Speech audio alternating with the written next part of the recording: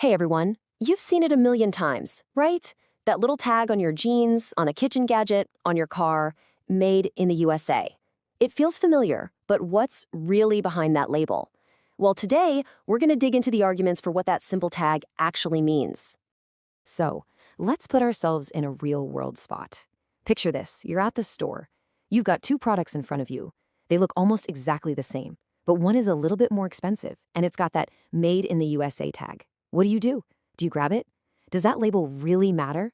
Well, that one little choice could set off a much bigger chain reaction than you might think. We're going to follow the ripples of that single decision. We're breaking down the four big arguments for why choosing that American-made product is a big deal. We're talking about ripples that can affect our economy, our ethics, product safety, and yeah, even the planet. All right, so let's start with the first and maybe the most obvious ripple, the impact on the economy right here at home. This is the one that usually comes to mind first, and it all boils down to one word: jobs. Here's how it's supposed to work. The idea is that your choice at the checkout counter kicks off this positive feedback loop. When more of us buy US goods, it tells companies, hey, we need to make more stuff here. That, of course, means they need to hire more American workers. And when more people have jobs, they have more money to spend in their own towns, which strengthens local economies and just keeps that whole cycle going. And when you zoom out, this cycle is about more than just individual jobs. It's about building a stronger, more self-sufficient manufacturing base for the entire country. The argument is that it reduces our dependence on other nations for the things we need. I mean, we all saw this play out during the pandemic, right? When global supply chains got all tangled up, we suddenly had shortages of critical stuff. A strong domestic manufacturing base is supposed to be our shield against shocks like that. So the key phrase here is a resilient supply chain. What does that even mean? Well, think of it as a network that can take a hit, like a global crisis, and not completely fall apart. It's really a strategic argument for being able to take care of ourselves, making sure we can still get what we need when the rest of the world gets chaotic. Okay, so the next ripple takes us from the economy to ethics. This argument shifts the focus from where something is made to how it's made and by whom. And this is really the heart of the ethical case. Here in the United States, we have concrete laws about things like minimum wage, overtime, and workplace safety. The argument is that these basic protections aren't a given everywhere else. Proponents of buying American often point to reports about poor working conditions, crazy long hours, and a general lack of rights for workers in some other parts of the world. So for a lot of people, this choice really is about peace of mind. It's a way to feel confident that the money you're spending isn't accidentally supporting practices you're against. It's about feeling good about the story of the product you just bought.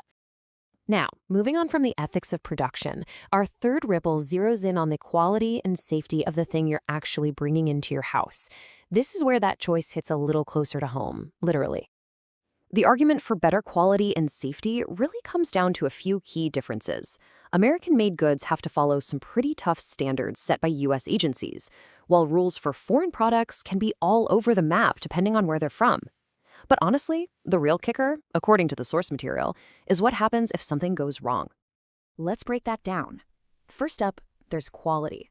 The idea is that American manufacturers are held to these rigorous standards, which hopefully translates into products that last longer and just work better. It's about getting something that's built to be durable and reliable. And this next part is a big one: consumer protection. Think about it. If a product you buy turns out to be defective or worse, unsafe, U.S. laws give you a clear path to get your money back, get it fixed, or get a new one. Trying to get that same kind of help from a company halfway across the world, yeah, that can be a whole lot harder, if not totally impossible. And that brings us to our fourth and final ripple. This one goes from our homes out to the entire planet. We're talking about the environmental footprint of our purchases, and it's a footprint that can stretch across the globe. One of the simplest ways to grasp the environmental argument is just to think about distance.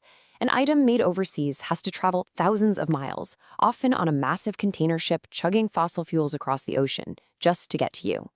A product made closer to home has a much, much shorter trip, and that usually means a much smaller carbon footprint. So when you boil it all down, the environmental case really has two main parts. First, the U.S. has agencies like the EPA that enforce some pretty strict environmental laws on things like pollution. The argument is that this leads to cleaner production from the get-go. And second, as we just saw, it's the simple math of less fuel burned during shipping. Yep, this quote from the source material really puts a fine point on it. The claim is that by choosing a product made here in the US, you're also making a choice that could significantly lower that product's total impact on the environment.